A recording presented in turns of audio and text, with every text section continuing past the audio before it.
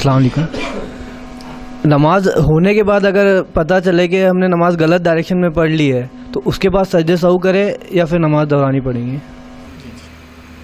بھائی نے ایک اچھا سوال کیا کہ اگر نماز ہی قبلے رخ نہیں پڑھی، انہوں نے ڈائریکشن ہی انہوں نے قبلہ نہیں لیا، اور پھر پتہ چلے کہ نماز کا ڈائریکشن ہی غلط تھا، قبلے کی طرف نہیں تھا، کعبے کی طرف منہ نہیں تھا، تو کیا کرے؟ سجدے سہو کرے، نماز دہرائے. تو یاد رکھیے قبلے رخ ہونا، ادھر قبلہ ہے بلکہ ہمارا اس لیے دیکھ رہا ہوں ادھر میں، قبلے رخ ہونا نماز کے شرائط میں سے ہے، کنڈیشنز میں سے ہے. تو اگر میں نے نماز پڑھ لی اور کسی نے کہا قبلہ ادھر نہیں ہے تو پوری نماز دہرانا پڑے گی، چونکہ میں نے ایک کنڈیشن ہی فلفل نہیں کی.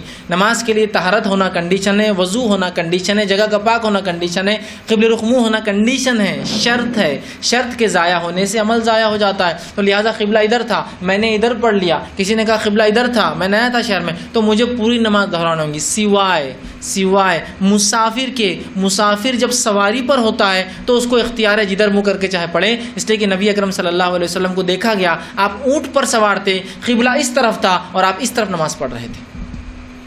سواری پر سوار ہے تو تب ڈائریکشن کی قید نہیں ہے. میں ٹرین میں سفر کر رہا ہوں، کدھر بھی دیکھ کر نماز پڑھتا ہوں، بس میں ہوں کدھر بھی دیکھ کر، ایروپلین میں اپنے سیٹ پہ جدھر منہ ادھر کر سکتا ہوں. چونکہ رسول اللہ سواری پر تھے اونٹ پر، قبلہ ادھر تھا، آپ ادھر نماز پڑھ رہے تھے. چونکہ وہ اونٹ پہ جو زین رکھی جاتی ہے نا، اس پہ ایسی نماز ہو سکتی ہے نا، ایسا نہیں پڑھ سکتا.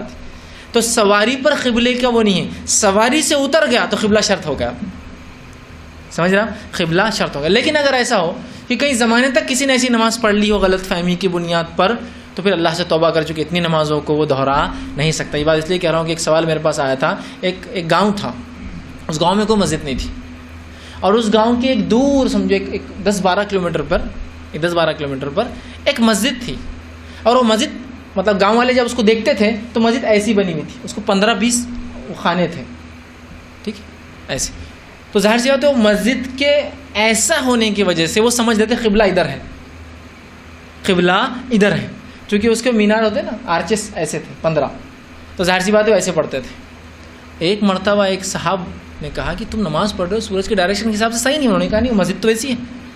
جب وہ مسجد میں گئے تو مسجد بنی ہوئی ایسی تھی وہ، لیکن 5 مصلی آتے اس میں، 5 کی صف تھی. وہ پرانے پتہ نہیں کیوں ایسی لمبی مسجد ہے، لیکن ادھر سے دیکھنے میں لگ رہا ہے چوڑائی کے حساب سے قبلہ ادھر ہے.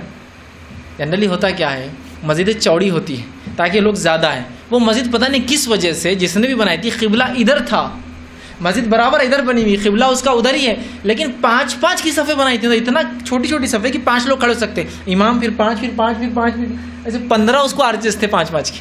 لیکن دور سے دیکھنے والے کیا شک ہوتا تھا کہ مسجد چوڑائی زیادہ ہوتی نا قبلے کی طرف، تو وہ نماز ایسی پڑھ اور کئی سالوں سے پڑھ رہے تھے وہ لوگ.